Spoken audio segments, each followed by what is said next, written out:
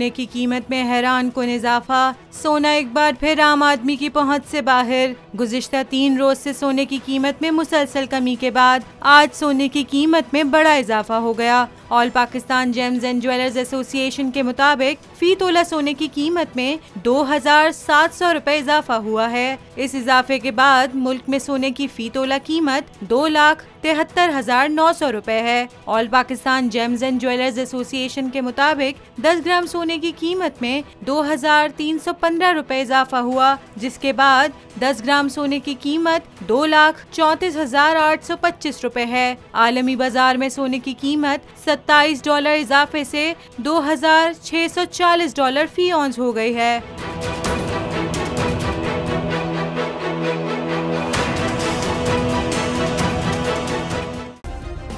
Subscribe करें और bell दबाएं ताकि कोई खबर रह न जाए।